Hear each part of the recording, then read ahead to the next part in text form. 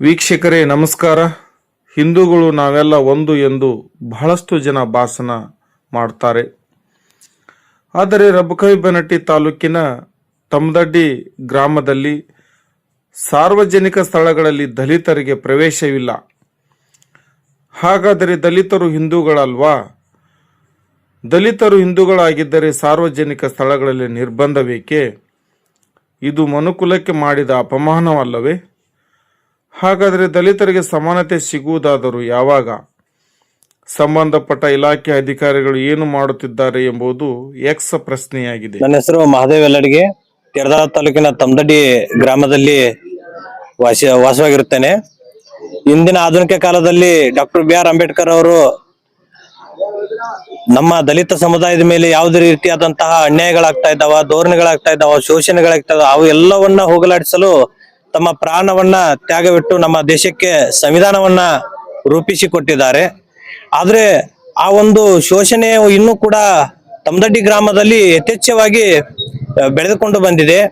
ಇಲ್ಲಿ ಮೇಲ್ವರ್ಗದವರು ದಲಿತ ಸಮುದಾಯದ ಮೇಲೆ ಮಾಡುತ್ತಿರುವಂತಹ ಶೋಷಣೆಗಳು ಅಷ್ಟಿಷ್ಟಲ್ಲ. ಏನಕ್ಕಂದ್ರೆ ಸಾಮಾಜಿಕವಾದಂತಹ ಸಮುದಾಯದಲ್ಲಿರುವಂತಹ ದೇವಸ್ಥಾನಗಳಿಗೆ ಹನುಮ ದೇವಸ್ಥಾನ ಆಗಿರ್ಬೋದು, ಗಂಗಾಧರ ದೇವಸ್ಥಾನ ಆಗಿರ್ಬೋದು, ರೇಣುಕಾ ದೇವಸ್ಥಾನ ಆಗಿರ್ಬೋದು, ಲಕ್ಷ್ಮೀ ದೇವಸ್ಥಾನ ಆಗಿರ್ಬೋದು, ಇವೆಲ್ಲ ದೇವಸ್ಥಾನಗಳಲ್ಲಿ ನಮ್ಮದೇ ಆದಂತಹ ದಲಿತ ಸಮುದಾಯಕ್ಕೆ ಏನಪ್ಪಾ ಅಂತಂದ್ರೆ ನಿರ್ಬಂಧನೆಗಳನ್ನ ಹೇರಿದಾರ. ದೇವಸ್ಥಾನದ ಒಳಗಡೆ ಹೋಗುವಂತಿಲ್ಲ. ನಮಗೆ ಏನಪ್ಪಾ ಅಂತಂದ್ರೆ ಇನ್ನೂ ಕೂಡ ಹೊರಗಡೆನೆ ಅವಕಾಶವನ್ನು ಕೊಡತ್ತಾರ.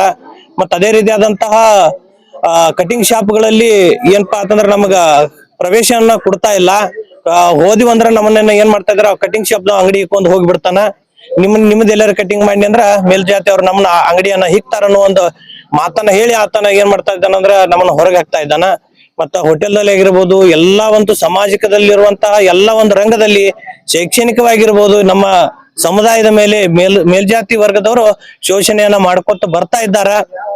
ಅದೇ ರೀತಿಯಾಗಿರ್ಬೋದು, ಏನಪ್ಪಾ ಅಂತಂದ್ರ ನಮ್ಮ ಗ್ರಾಮಾಭಿವೃದ್ಧಿ ಕಾರ್ಯ ಮಾಡುವಂತಹ PDO ಸಾಹೇಬರು ಕೂಡ ಮೇಲ್ಜಾತಿಯ ವರ್ಗದವರ ಒಂದು ಪ್ರಭಾವದಿಂದ ಏನಪ್ಪಾ ಅಂತಂದ್ರ ನಮ್ಮ ಸಮುದಾಯಕ್ಕೆ ಯಾವುದೇ ರೀತಿಯಾದಂತಹ ಕೆಲಸಗಳನ್ನ ಅಷ್ಟೊಂದು ಪ್ರಗತಿಯಲ್ಲಿ ಮಾಡ್ತಾ ಇಲ್ಲ, ಶೀಘ್ರವಾಗಿ ಮಾಡ್ತಾ ಇಲ್ಲ. ಇದಕ್ಕೆ ಮೂಲ ಕಾರಣ ಏನಪ್ಪಾ ಅಂತಂದ್ರ ಆ PDO ಸಾಹೇಬರು ಕೂಡ ಆ ಮೇಲ್ಜಾತಿ ವರ್ಗದ ಒಂದು ಪ್ರಭಾವಕ್ಕೆ ಒಳಗಾಗಿದ್ದಾರ. ಇದನ್ನ ನಾವು ಎಷ್ಟು ಪ್ರಶ್ನಿಸಿದ್ರು ಕೂಡ ಯಾವುದೇ ರೀತಿಯಾದಂತಹ ಅವರಿಂದ ನಮಗೆ ಪ್ರಗತಿ ಬಂದಿಲ್ಲ. ಮತ್ತ ಆದ ನಂತರ ಈ ಎಲ್ಲ ಒಂದು ಶೋಷಣೆಗಳನ್ನ ಕೇಳಿ ಈಗಿನ ಸಮುದಾಯದಲ್ಲಿ ಏನಪ್ಪಾ ಅಂತಂದ್ರೆ ನಮ್ಮ ಡಾಕ್ಟರ್ BR ಅಂಬೇಡ್ಕರ್ ಅವರು ಏನೇ ಒಂದು ಪರಿವರ್ತನೆ ಆಗ್ಬೇಕಾದ್ರೆ ಅದು ಶಿಕ್ಷಣದಿಂದ ಮಾತ್ರ ತಂದ ಗುರುತಿಸಿದಕ್ಕಾಗಿ ಇಂದಿನ ನಮ್ಮ ಸಮುದಾಯ ಏನಪ್ಪಾ ಅಂತಂದ್ರೆ ಶೈಕ್ಷಣಿಕವಾಗಿ ಪ್ರಗತಿ ಆಗ್ತಾ ಇದೆ. ಅಂತ ಶೋಷಣೆಗಳನ್ನ ಗುರುತಿಸಿ ನಾವೇನಪ್ಪಾ ಅಂತಂದ್ರ ನಮ್ಮ ಸಮುದಾಯದ ಮೇಲೆ ಈ ರೀತಿಯಾದಂತ ಶೋಷಣೆಗಳು ಆಗ್ತಾ ಇದ್ದಾವಂತ ಒಂದು ಸಮಸ್ಯೆಗಳನ್ನ ಮಾನ್ಯ ತೆರದಾಳ್ ಪೊಲೀಸ್ ಸ್ಟೇಷನ್ PSI ಸಾಹೇಬರಿಗಾಗಿರ್ಬೋದು, CPI ಸಾಹೇಬರಿಗಾಗಿರ್ಬೋದು, ತಹಶೀಲ್ದಾರ್ ಸಾಹೇಬರಿಗಾಗಿರ್ಬೋದು, ಅದೇ ರೀತಿಯಾದಂತ AC ಸಾಹೇಬರವ್ರಿಗೂ ಮನವಿಯನ್ನ ಕೊಟ್ಟಿದ್ರು ಕೂಡ ಅವರು ಇವತ್ತು ನಮ್ಮ ಗ್ರಾಮಕ್ಕ ಬಂದಿದ್ರು. ಆದ್ರೆ ಯಾವ ರೀತಿ ಬಂದಿದ್ರು ಆ ಮೇಲ್ಜಾತಿ ವರ್ಗದವರನ್ನ ಉಳಿಸುವ ಸಲುವಾಗಿ ಅವ್ರಿಗೆ ಅವರ ಒಂದು ಪ್ರಭಾವಕ್ಕೆ ಒಳಗಾಗಿದ್ದಾರೋ ಏನೋ ಗೊತ್ತಿಲ್ಲ. ಆದ್ರೆ ಅವರನ್ನ ಉಳಿಸುವ ಸಲುವಾಗಿ ಇಲ್ಲಿ ನಮಗ ಬಂದಿದ್ರು ಅಂತ ಅನಿಸ್ತಾ. ಯಾಕಂದ್ರೆ ನಿಮಗೆ ಬೇಕಾದ್ರೆ ನಮ್ಮ ಹತ್ತಿಗೆ ಪ್ರೂಫ್ ಅದಾವ. ಪಂಚಾಯತಿ ಒಳಗೆ ಹೋಗಿದಾರ, ಖಾಲಿ ಸೀಟ್ಗಳದಾವು, ಖಾಲಿ ಕುರ್ಚಿಗಳದಾವು.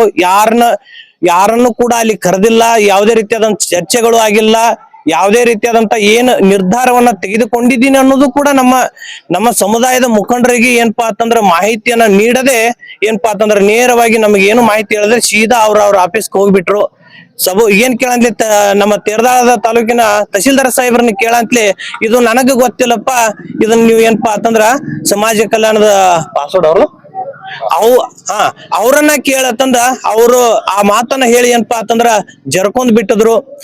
ಈ ಒಂದು ನಮ್ಮ ಸಮುದಾಯದ ಮೇಲೆ ಆಗುತ್ತಿರುವಂತಹ ಧೋರಣೆಗಳನ್ನ ನಾವು ಆಫೀಸರ್ಗೆ ಹೇಳ್ಬೇಕು, ಅಧಿಕಾರಿಗಳನ್ನ ನಮಗ್ ಬಗೆಹರಿಸಿಕೊಡ್ಬೇಕು. ಆದ್ರೆ ಅವರು ಕೂಡ ಅವರ ಮೇಲ್ಜಾತಿ ವರ್ಗದವರ ಒಂದು ಪ್ರಭಾವಕ್ಕೆ ಒಳಗಾಗಿ ಏನಪ್ಪಾ ಅಂತಂದ್ರೆ ನಮಗ್ ನ್ಯಾಯವನ್ನ ಈಗ ದೊರಕಿಸದೆ ಹೋಗ್ಬಿಟ್ರು.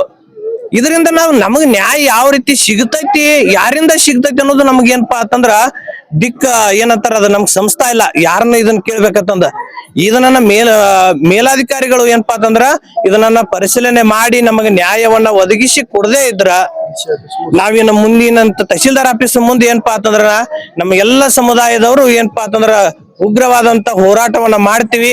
ಮುಂದಿನ ದಿನಮಾನಗಳಲ್ಲಿ ಇದ ಏನಪ್ಪಾ ಅಂತಂದ್ರೆ ಬಹಳ ಉಗ್ರವಾದಂತಹ ರೂಪವನ್ನ ತಾಳತೈತಿ. ಅದಕ್ಕಾಗಿ ಡಿ.ಸಿ ಆಫೀಸ್ ಮುಂದೆ ಏನಪ್ಪಾ ಅಂತಂದ್ರೆ ನಾವಿನ್ನ ಇದು ಸತ್ಯಾಗ್ರಹ ಮಾಡ್ತೀವಿ.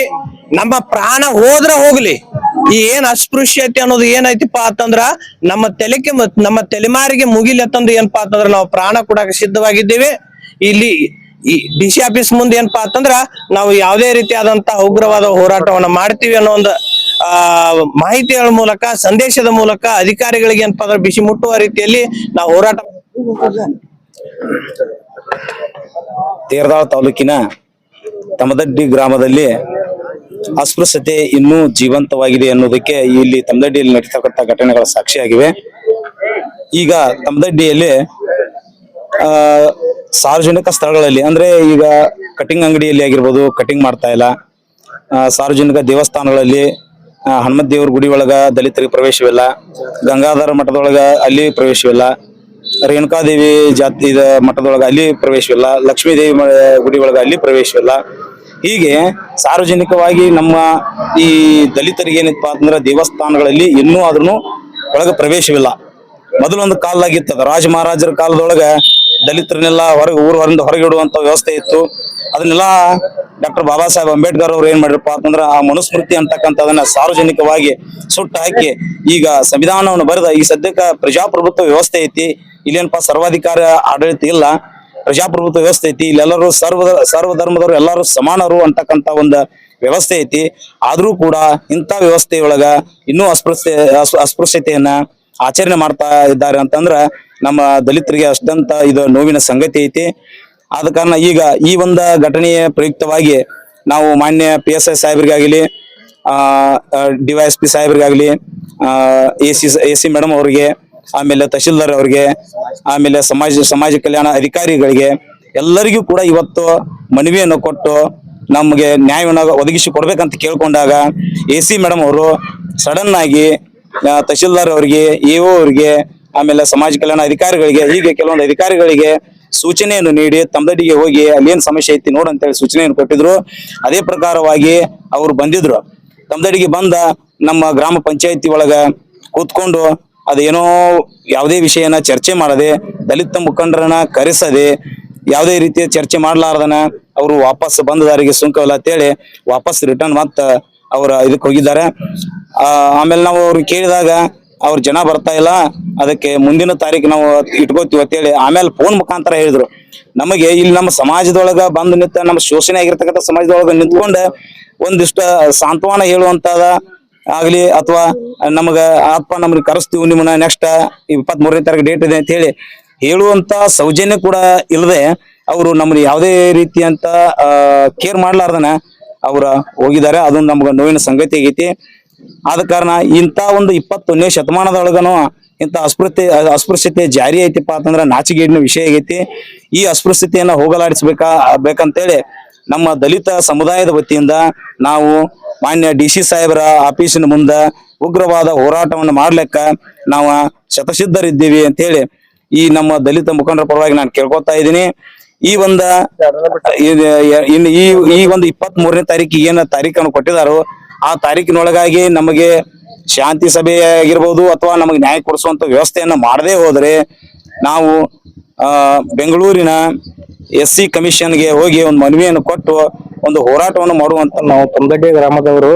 ತಮದಡ್ಡಿಯಲ್ಲಿ ಇನ್ನೂವರೆಗೆ ಕಟಿಂಗ್ ಶಾಪ್ಗಳು ಕಟಿಂಗ್ ಮಾಡೋರಿಗೆ ಮಾಡಂಗಿಲ್ಲ, ದೇವಸ್ಥಾನಕ್ಕೆ ಪ್ರವೇಶ ಇಲ್ಲ ಅಂತ, ಸಾಮಾಜಿಕ ಏನೋ ಕಾರ್ಯಕ್ರಮದಾಗ ದಲಿತರಿಗೆ ಅವಕಾಶ ಕೊಡೋಂಗಿಲ್ಲ ಅಂತ ಎಲ್ಲ ಏನೋ ಈಗ ಪಂಚಾಯತಿ ಸೊಸೈಟಿಗಳ ಮೆಂಬರ್ಗಳ ತೇರದಾಳ ತಾಲೂಕಿನ ತಮದಡ್ಡಿ ಗ್ರಾಮದಲ್ಲಿ ಅಸ್ಪೃಶ್ಯತೆ ಅನ್ನೋದು ಇನ್ನೂ ಹೆಚ್ಚೈತಿ. ಯಾವುದೇ ದೇವಸ್ಥಾನ ಆಗಲಿ, ಒಂದು ಹನುಮಪ್ಪನ ದೇವಸ್ಥಾನ ಆಗ್ಲಿ, ಒಂದು ಯಲ್ಲಮ್ಮ ದೇವಸ್ಥಾನ ಆಗ್ಲಿ, ಲಕ್ಷ್ಮೀ ದೇವಸ್ಥಾನ ಆಗ್ಲಿ, ಅಲ್ಲಿ ಗಂಗಾಧರ ಮಠದ ಇದಾಗ್ಲಿ, ಅಲ್ಲಿ ಯಾರಿಗೂ ಪ್ರವೇಶ ಇರುವುದಿಲ್ಲ. ಅಂತ ಒಂದು ನಮ್ಮ ಇದಕ್ಕೆ ಹೋದ್ರ ಆ ಕಡೆ ಇದು ಮಾಡೋದು, ಸರಿ ಮುಟ್ಟಿ ಅನ್ನೋದು, ಇದೆಲ್ಲ ಅನ್ಯಾಯ ನಡೆದೈತಿ. ಮತ್ತ ಕಟಿಂಗ್ ಶಾಪಿಂಗ್ ಹೋದ್ರಲ್ಲಿ ಅಲ್ಲಿ ಇದನ್ನಿಲ್ಲ, ವ್ಯವಸ್ಥೆ ಇಲ್ಲ. ಅದಕ್ಕೊಂದು ನಮ್ಗೊಂದು ಸ್ಥಾನಮಾನವಿಲ್ಲ. ಇವತ್ತು ಪಂಚಾಯತಿ ಇದನ್ನಾದ್ರೂ ಸಹಿತ ಅಲ್ಲಿ ಒಂದು ಮೆಂಬರ್ಗ್ ಒಂದು ಕುರ್ಚಿ ಕೊಡುವಂತ ಸ್ಥಾನ ಸಹಿತ ಅಲ್ಲಿ ಗೌರವ ಇಲ್ಲ. ತೀರ್ದಾಳ ತಾಲೂಕಿನ ತಮದಡ್ಡಿ ಗ್ರಾಮದಲ್ಲಿ ಅಸ್ಪೃಶ್ಯತೆ ಹೋಗಿಲ್ಲ. ಕಟಿಂಗ್ ಅಂಗಡಿ ಮತ್ತು ಹನುಮಪ್ಪನ ದೇವಸ್ಥಾನ, ಯಲಮಾಯಿ ದೇವಸ್ಥಾನ, ಲಕ್ಷ್ಮೀ ದೇವಸ್ಥಾನದಲ್ಲಿ ಯಾರೋ ಒಬ್ರು ಎಜುಕೇಟೆಡ್ ಒಬ್ಬ ನೌಕರಿ ಬಂದ ಕಿಸಿಂದ ಏನೋ ತಪ್ಪಿ ಅವ್ನು ಗೊತ್ತಾಗಂತ ಒಳಗೆ ಹೋದ್ರೆ ಹಿರಿಯರು ಯಾರು ಒಬ್ರು ಕಾರಿಸಿ ಅವ್ನು ಹುಡುಗ ಹೋಗ್ಬೇಡಪ್ಪ ಅನ್ನುವಂತ ಕಾರಣ ಹೇಳ್ತಾರು. ನಮ್ 47ರ ಸ್ವತಂತ್ರ ಬಂದ್ರು ನಮ್ಮ ದಲಿತರಿಗೆ ಇಲ್ಲಿ ಸ್ವತಂತ್ರ ಸಿಗಲಂಗ ಆಗೈತಿ ನಮ್ಮ ತಮದಡ್ಡಿಯಲ್ಲಿ. ಇದನ್ನ ಪರಿಗಣಿಸಿ ಇನ್ಕತ್ತಕ ಹೇಳಿದಂತ ಎಲ್ಲ ಆಫೀಸರ್ಗಳು ಪರಿಗಣಿಸಿ ಇದನ್ನ ನ್ಯಾಯ ಕೊಡಿಸ್ಲಿಲ್ಲ ಅಂದ್ರೆ DC ಆಫೀಸ್ ಧರಣಿ ಸತ್ಯಾಗ್ರಹ ಮಾಡ್ತೇವೆ ಅಂತ ನಾನು 2 ಮಾತು ಮುಗಿಸ್ತೇನೆ.